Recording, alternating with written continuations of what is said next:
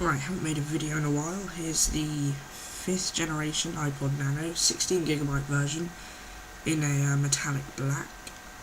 As far as the casing is concerned, there's not much to say. As you can see, it's very thin. It's nice metal, very solid, which I like very much.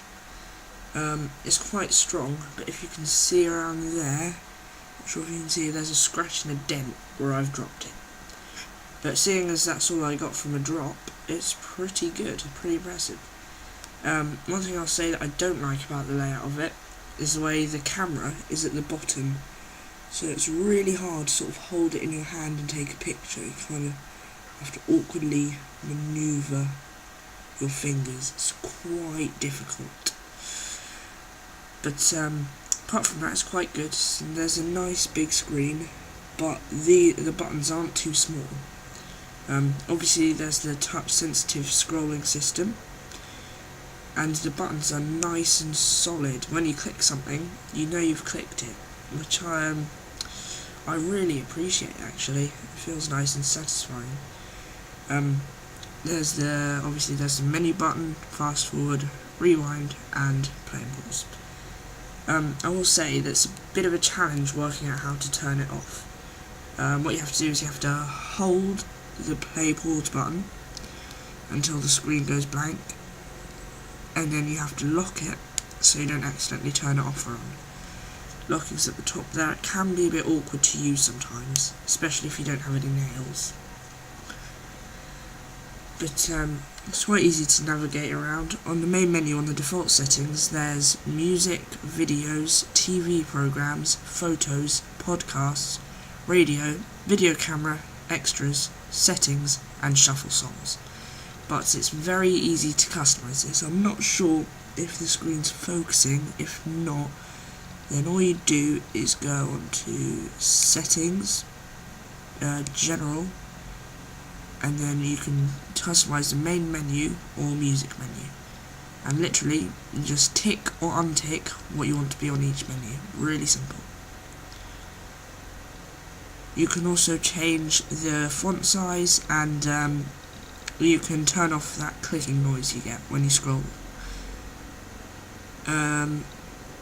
There's the radio, I'd just like to say only works if you've got headphones plugged in, which can be annoying if you want to put it in a dock and then listen to the radio and use it as a radio, because that doesn't work.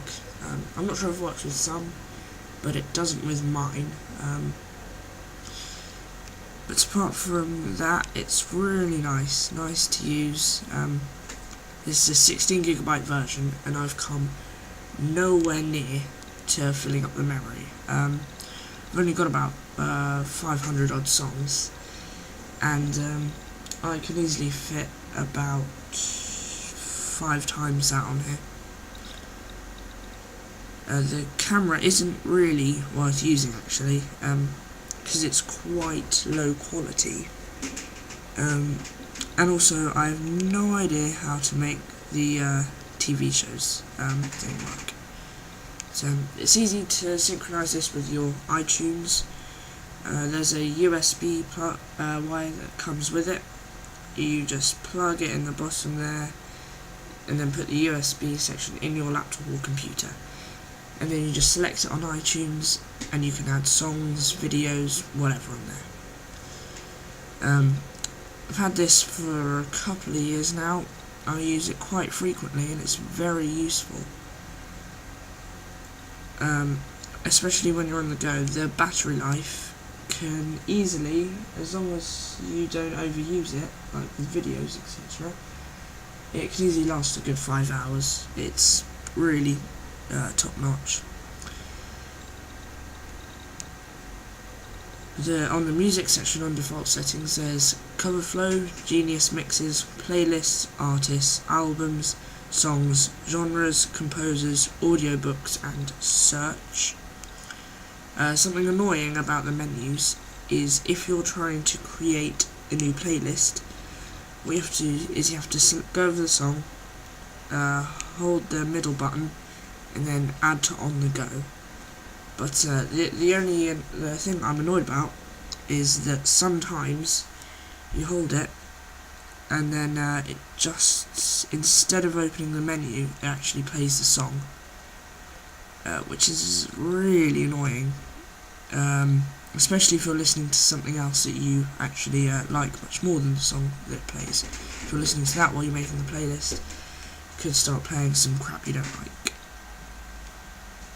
So yeah, overall it's quite nice. It's nice and lightweight, and pretty generally quite good. It's got a good feel to it, nice metallic, feels solid in your hand. It's not going to break anytime soon. So that is the iPod Nano 5th generation 16GB. Obviously all this applies to the other memory sizes, but whatever.